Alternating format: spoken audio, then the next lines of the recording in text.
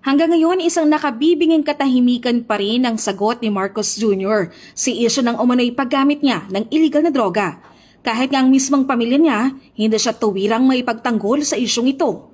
Sa viral video na inilabas ng online political commentator na si Maharlika, kitang-kita ang kamukha ni Marcos Jr. na humihit-hit ng white powdery substance. Si Cathy Binag na exporter di umano ni dating Congressman Tony Boy Florendo, binunyag naman kay Maharlika ang umano'y mga drug session ni Marcos Jr. Sinasabi na mga drug user ay praning, balisa at wala sa tamang pag-iisip. Kaya daw sirain ng isang drug addict na pangulo ang bansa.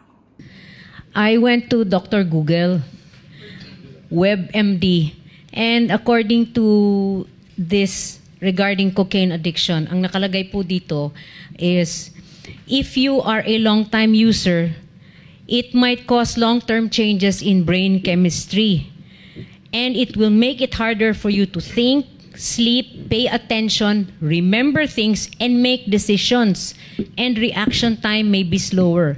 Hindi maliit na bagay ang cocaine addiction, Mr. President, kung sakaling meron kang ganyan.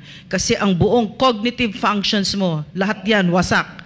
Pag-iisip mo, judgment mo, your memory, your learning ability, your perception, you can really destroy our country, and in fact, that is what you are doing. Ayon naman sa mga abogado, isang impeachable offense ang paggamit ng illegal na droga. Ibig sabihin, maaring mapatalsik sa pwesto si Marcos Jr. dahil dito. Naniniwala po ako at naninindigan na ang paggamit ng pinagbabawal na droga ay impeachable. Ito po ay betrayal of public trust, pagtaksil sa tiwala na ibinigay ng taong bayan sa isang opisyales. Ang ehekutibo po ang tagapagpatupad ng mga batas. Ibig sabihin po niyan, siya dapat ang nangunguna sa krusada laban sa pinagbabawal na droga at hindi dapat gumagamit. Hindi pa po tayo sigurado na siya ay gumagamit. Pero nakapagtataka po, bagamat nandiyan na ang mga ebidensya, meron pong video evidence, merong testimonial evidence si Cathy Binag, nakakabingi po ang katahimikan ng ating presidente. If we connect this likewise to his present acts, kasi baka sasabihin nila, anong ground ninyo?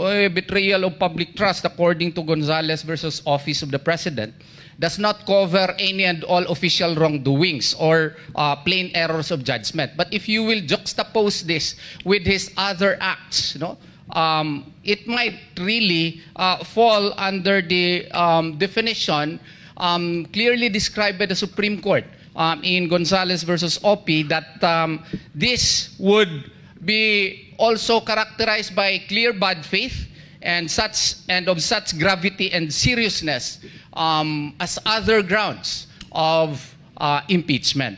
A cocaine addict does not belong in Malacanang. A cocaine addict needs professional help. A cocaine addict has no business running a country. A cocaine addict has to focus on his recovery. A cocaine addict has no business trying to manage the lives of 110 million Filipinos because he himself cannot manage his own life. Dapat anila kay Marcos Jr. magsalita na at magpa-hair follicle test para pabulaanan ang mga akusasyon na isa itong drug user. Panawagan ko, Mr. President, panahon na pong magsalita kayo. At kung pasisinungalingan niyo po yan, talagang ang pinakamabuting pamamaraan ay hindi lamang po sa pagsasalita, mag-hair follicle test na po tayo.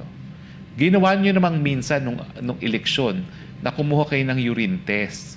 Ang problema lang po sa urine test, at buti na lang si Dr. Lorraine Badoy, panandalian lang po, nawawala na ng trace. Kaya importante po yung hair follicle test nang walang kaduda-duda ang resulta.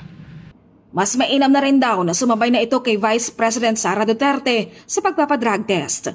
Matatandaan na nauna pang kumasa ang bise sa hamon ni Roque na pangunahan ng mga halal ang pagpapadrug test, kasabay ng inihaing panukalang batas ni Davao Congressman Pulong Duterte na dapat magkaroon ng mandatory random drug test sa mga taong gobyerno. Mr. President, kung wala po kayong tinatago, bakit hindi kayo sumabay na kay VP Sara nang matigil na itong usapin ng di umano'y paggamit ninyo ng pinagbabawal na droga? Hindi po ito opsyon sa inyo. Dahil ang taong bayan po may karapatan sa impormasyon pag ito po ay ukol sa inyong estado ng pag-iisip na makakaapekto lalong-lalo na sa issue kung mabubuhay o mamamatay ang sambayanang Pilipino. Ito yung masasabi natin na mas may bayag pa itong Vice President kaysa dun sa lalaki. No? So ito na po ang pagkakataon para ibandera ninyo yung mga resulta ng inyong hair follicle test. Ito na ang pagkakataon para patunayan ninyo yung na malinis po kayo, wala po kayong bahid ng droga sa katawan. Kasi kung talaga namang wala kang kinakatakutan, bakit hindi, actually, dapat nga, mag-suggest pa Presidente kung pwede gawin nilang buwan-buwan eh. Diba? Ipakita. Ito na yung pagkakataon ng Presidente na kasi kung talagang hindi siya gumagamit. Oo, ipagtanggol ang kanyang sarili. Correct. At ipakita sa taong bayan, hindi ako gumagamit at ito ay matapang kong haharapin. Pagkakataon mo na yan, President Marcos. Sakali anya na makapagdesisyon si Marcos Jr. na magpa-drug test, ay nakahanda naman ang Yaseminay na i-cover ito para matiyak na walang daya ang gagawin niyang pagpapatest. Para maging transparent, no? Ito, sa ngalan ng SMNI, kung sakali magdesisyon siya bukas, o kaya ngayon, na hair follicle test. Kasi ito, ino-offer din natin kay Vice President Duterte na live i-cover yan ng SMNI. Para walang masabi ang tao na, hindi, magpapalusot lang yan. Katulad noon, bigla na lang dumating yung doktor ng St. Luke's. Sinabi, okay na. Ngayon, para walang duda, gawin niya yan public, i-cover natin live. Sukdulang abutin pa yan ng 3 araw. Para sa Diyos at Pilipinas kong mahal, Mark Gonzalez.